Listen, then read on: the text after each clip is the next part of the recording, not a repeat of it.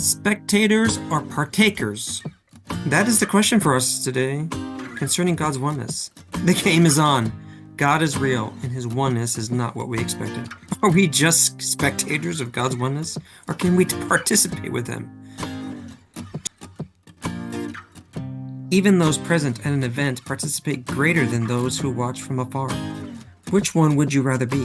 As we explore this subject, I am Nakati John, and let's delve into the powerful implications of our belief in God's oneness and how it shapes our daily lives.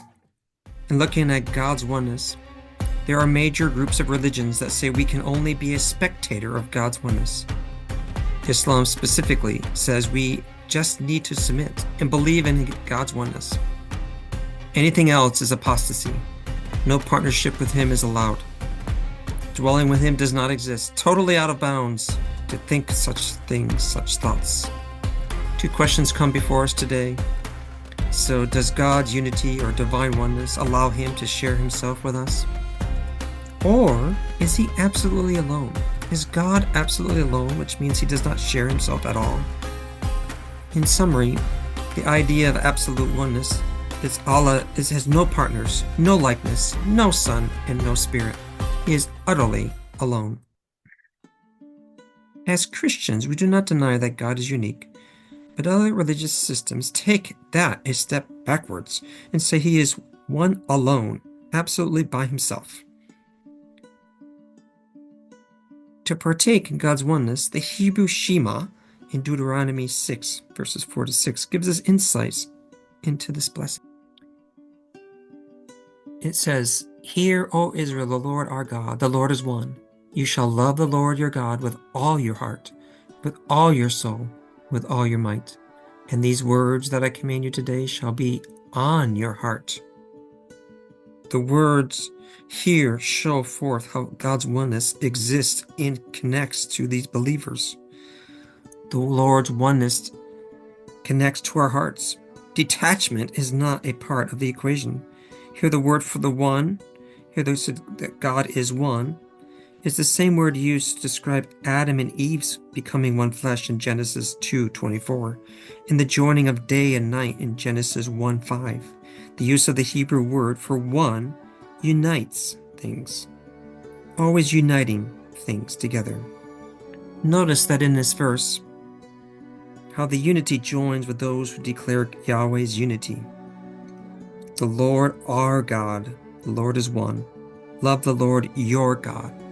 It doesn't exclude, doesn't just make it a statement of fact, but right from the essence of God being one, it connects them to being their God, our God, and love the Lord your God. There's connection, there's relationship. The statement invites the believers to partake into his person when it says our God and your God.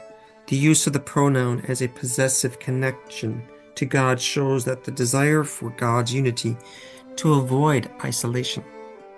Believers of old partook in a personal way with Yahweh, which is written here, the Lord our God, Elohim, Yahweh, the different names in Hebrew for God's name. And he says here, your heart, your soul, and your might, in your heart. Outward actions surely take place, but that was not the basis of their faith. Their basis was their connection, their belief, their relationship with that covenant God that they knew in the Old Testament. However, oneness in the Bible avoids this isolation, while absolute oneness, which we see in other religions, guards it. In other words, the oneness that is connecting in oneness that's unity, or the oneness that's absolutely alone, illustrates how each willingly shares or withholds from those who worship. In creation, in the Bible, we see how the Lord God Yahweh shares his image with us, allowing us to partake in and reflect that image. This means we are spiritually inclined, destined for eternity, and capable of creativity and thought, albeit with many limitations. This means we are spiritually inclined, destined for eternity, and capable of creativity and thought, albeit with many limitations. Are we spectators or partakers of God's oneness? In surveying the salvation story of the Bible, we see God dwelling near and within believers. Christ incarnate came to the earth and provided salvation for us. And then we see this amazing truth found in 2 Peter chapter 1, which says his divine power has granted to us all things that pertain to life and godliness, through the knowledge of him who called us to his own glory and excellence, by which he has granted to us his precious and very great promises, so that through them you may become partakers of the divine nature, having escaped from the corruption that is in the world because of sinful desire. We do not become gods, but we become like him. Wow, look at this. Through salvation's promise and God's power and partaking, these things unite us mystically to his divine nature. We connect to God's essence. He welcomes us, and he invites us to be one and abide with him. Key difference between a spectator and a participant is their level of performance. In Christ, our performance is motivated by Christ within us. He abides with us and empowers us. This is the big difference. In contrast, other religions involve only performance without any personal connection, even though they may outwardly show that. They are similar to spectators yelling at athletes on a field from the comforts of their living rooms. While they may shout and the athletes cannot hear them, our faith involves God's power and promises, but also his presence. He is intimately acquainted with all of our ways. We are not some distant spectator shouting out and desiring for the deity or the athletes in this situation to hear us.